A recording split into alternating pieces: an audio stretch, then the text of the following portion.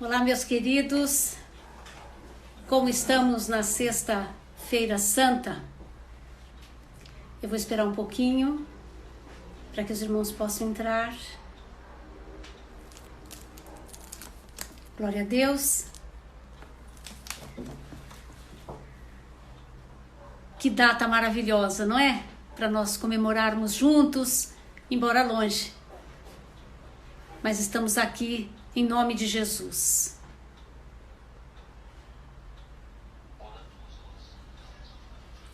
Esperar mais um pouquinho. Não olha pra mim, mas fala com as pessoas. Oi, falando, oi, falando. Que bom que vocês estão aí. A Thaís entrou também, Sueli, Raquel. Que bom que vocês estão aqui. Marcelo, querido, saudade, Vandinha. Isso mesmo, estamos juntos. Raquel, amo você. Que bom estarmos juntos. Margaretinha está aqui também. A alguns metros de distância. Ah, que saudade. Que bom vê-los. Renan. Vamos lá? Abra a palavra de Deus. Em Hebreus 9, versículo 13. Está escrito assim: porque se o sangue de touros e bodes e cinza de uma novilha espargida sobre os imundos os santificam,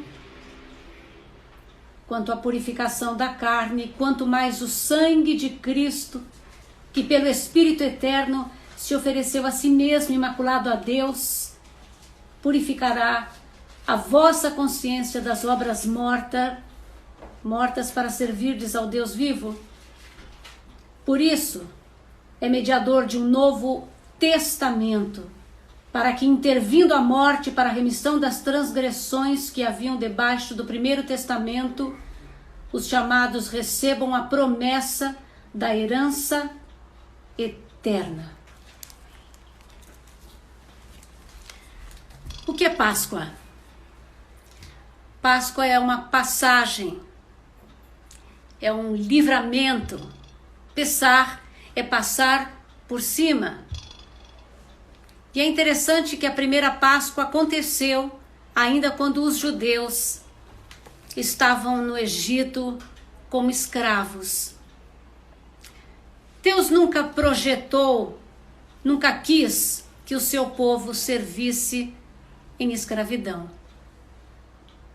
Deus sempre teve para nós liberdade. Isto é bom. Então, naquele momento, o povo que estava lá em Gósen, que é um pouquinho perto lá do mar Mediterrâneo, no Egito, o braço que ele faz, né? O rio Nilo faz um braço desembocando lá no mar Mediterrâneo. Tem uma terra maravilhosa, uma terra frutífera, que era Gósen. Eles estavam muito bem, obrigado. Só que com a mudança da dinastia semita para uma outra, eles começam a ser escravizados. Deus nunca quis também que o seu povo morasse no Egito. Deus nunca quis que nada da cultura fora pudesse influenciar o comportamento daquele que ele chamou. Então, ele envia um homem que havia passado 40 anos no deserto. Este homem, um homem e o seu irmão Arão enfrentam, eu não vou dizer a você que eles enfrentam uma nação, eles enfrentam uma civilização milenar, poderosa, a nação mais poderosa do mundo naquele momento. Moisés vai ao Egito, propondo libertação da escravidão e falando com o faraó: deixe que o povo adore no deserto. Sair daqui para adorar? Talvez se ele tivesse usado outro argumento, Faraó não teria sido tão duro. Sempre quando existe uma proposta de adoração, existe um recrudescimento das lutas que a gente passa. Nosso chamado é um chamado para a adoração. Aliás, o seu primeiro chamado é este. Se você não cumprir este, muito menos os outros você cumprirá. Nós não estamos aqui para oferecer nada a Deus mecânico, e nem porque a gente sabe ou porque a gente já descobriu os esquemas religiosos. Nós estamos aqui para dar a Deus o tributo, a adoração devida ao seu nome. Esse é o primeiro chamado do homem. Deus nos fez para isto. Não é maravilhoso? Então, quando Moisés fala isto para Faraó, Faraó não gostou. Sabe o que ele fez? Mais trabalho para os judeus. Agora vamos tirar a palha, vamos tirar isso e aquilo, e ficou muito mais difícil a escravidão. Parece-me que antes de uma grande libertação existe algo que nos dificulta bastante. Até que aconteceram, como vocês já sabem, as 10 pragas do Egito. Cada uma das pragas, o que estava sendo, na verdade, ridicularizado ou destruído, eram os deuses egípcios. Cada praga corresponde a um deus. Os deuses falsos serão destruídos. Todos eles serão destruídos. Até que o último, a proposta era muito difícil. O Senhor falou para que todas as pessoas ficassem nas suas casas e passassem pelos umbrais e as portas sangue de bicho, sangue inocente. Os bichos não passam pela queda, é um sangue inocente. A casa que tiver sangue nos portais e nas janelas, o anjo da morte passará e não tocará no primogênito. Esta era a última praga. Os primogênitos serão mortos. E o cordeiro que foi usado para colocar o seu sangue deveria ser comido. Pois é, ainda assim eles teriam alimento, teriam ceia. Se nós caímos por causa de um alimento, Deus está nos oferecendo outro muito melhor, para que a gente pudesse ter vida. O anjo da morte passa então pelo Egito, ele passa o Pessar, ele passa por cima da casa, e quando ele vê sangue, ele já sabe que tem morte lá, então ele não toca. Tem morte? Tem, mas substitutiva. Alguém morreu para que essa família judaica pudesse ser preservada e preservar os seus primogênitos. Isso não é lindo? Eles saem do Egito, enriquecidos. Eles estavam tão apavorados que começaram a dar as suas riquezas aos judeus. E lá sai muita gente também. Foi uma miscelânea de gente que sai atrás de um Deus que tem poder e soberania a todos os aspectos, tanto sociais quanto cósmico. Deus é Deus, é o grande Criador, Yahvé é o seu nome. E dali ficou instituído então que quando uma família judaica tivesse um primogênito, ela deveria levar ao templo um cordeiro ou um sangue por aquele que foi preservado da morte lá no Egito. Isso sempre aconteceu, era uma convocação eterna.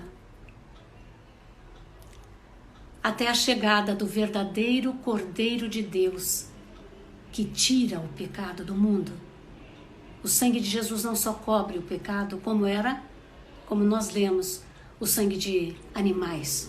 Eles têm poder para cobrir o pecado, mas não para retirar o pecado do homem, para inocentar para sempre. Não havia homem que pudesse fazer isso, porque nós estamos mortos nos nossos delitos e pecados. E por mais que o homem fosse bom, o estado dele é um estado de morte. Quando a Bíblia fala de morte, ela fala de um estado. Ela não fala de um fato da gente estar lá no caixão. Porque morte é separação da vida, morte é separação da eternidade, morte é separação de Deus. Não havia nada que pudesse ficar no lugar do homem para substituí-lo, a não ser que Deus intervisse. E quem Deus manda? O melhor do céu. Quem Deus manda? O amado dos céus, aquele que recebe a adoração dos anjos. Deus manda o Filho unigênito, para que ele se encarnasse como qualquer um de nós, vivesse a nossa vida, escolhesse obedecer ao seu Pai e escolhesse ser apenas uma criatura, sendo filho. Jesus foi 100% homem e 100% Deus. Por quê? Porque o homem pecou querendo ser Deus. Por isso que a Bíblia fala que ele vai se esvaziando da sua deidade. Ele vai se esvaziando das suas prerrogativas de ser Deus, para ser apenas alguém como eu e você. Pois é, Jesus é 100% homem.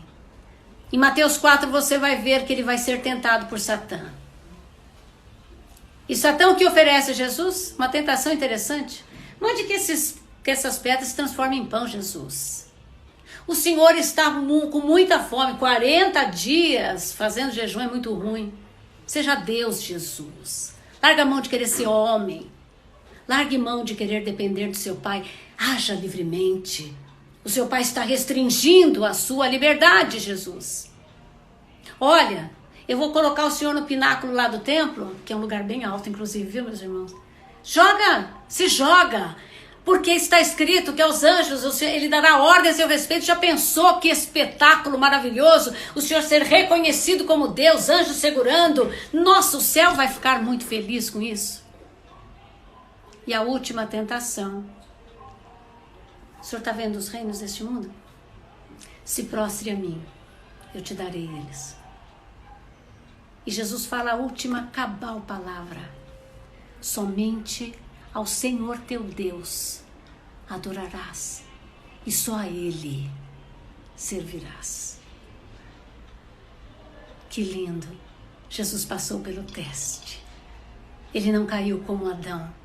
O nosso último Adão obedeceu. Ele vai agir como homem.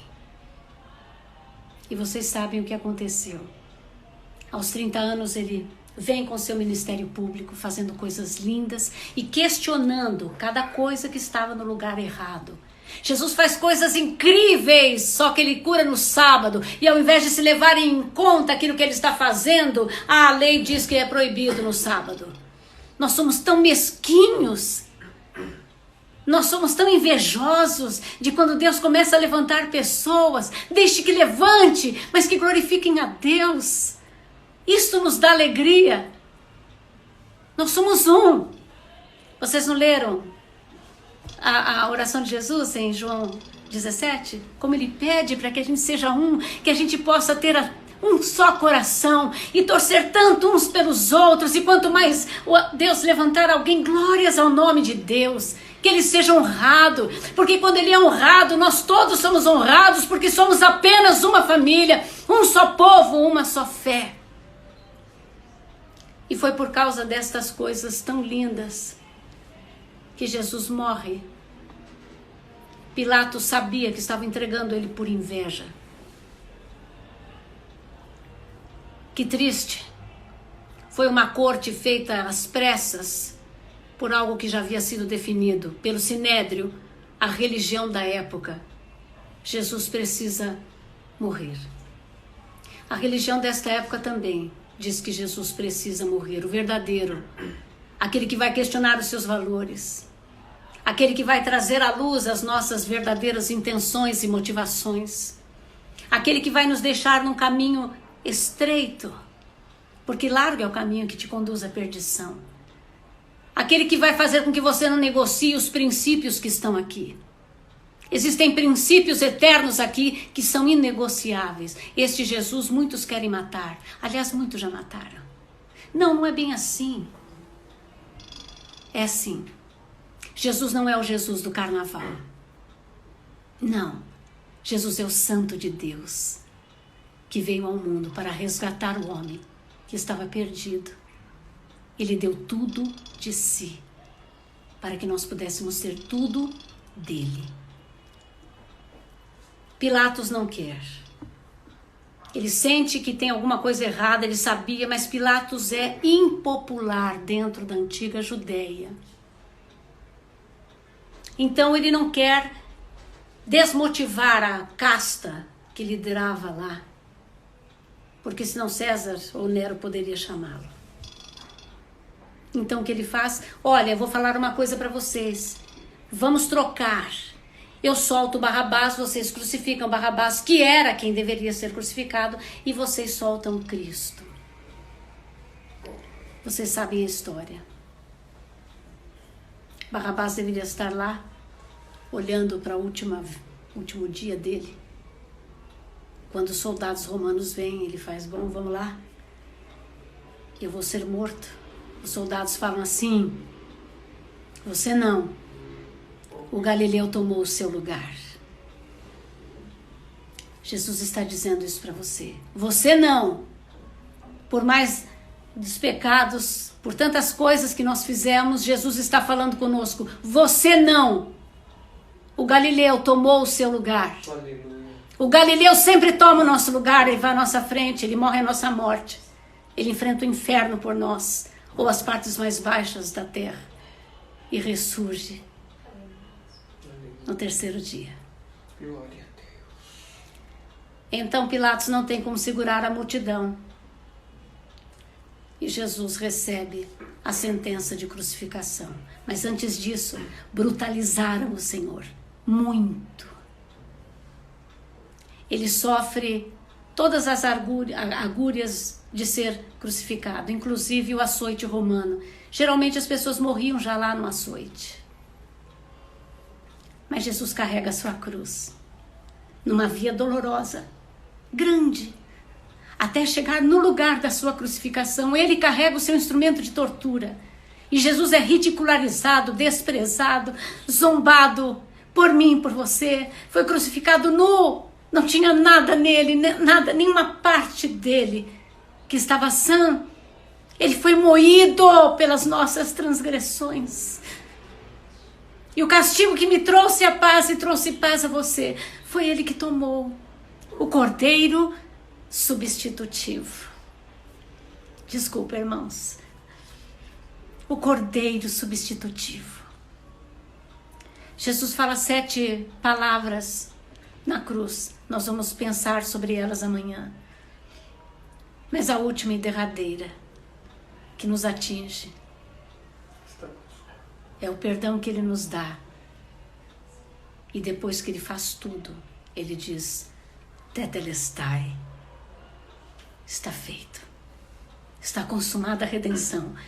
O meu sangue vai valer por cada um daqueles que creem e vai justificar os que creem. Nós nos tornamos justos pelo sangue de um inocente. Este sangue, como veio da eternidade, cobre a minha eternidade e a sua eternidade, nos dando vida, porque a vida está no sangue. Foi o que Jesus veio fazer. Ele é crucificado às 9 da manhã. Ao meio-dia, um sol a pino no deserto, o sol vai embora. E as trevas vêm. Acho que nem o sol conseguiu olhar. Tal disparate. 3 horas as trevas ficam. Enquanto isso, muitos zombam dele. Você não creu em Deus? Fala para ele. Ué, cadê o pai que você fala que é seu pai? 3 horas da tarde, Jesus entrega o seu espírito. E ele morre uma morte que era minha e sua. E se nós estávamos mortos nos nossos delitos e pecados, o sangue dele nos vivificou. Nós somos vivificados por ele. O sangue tirou o nosso pecado e a ressurreição irá produzir em nós vida.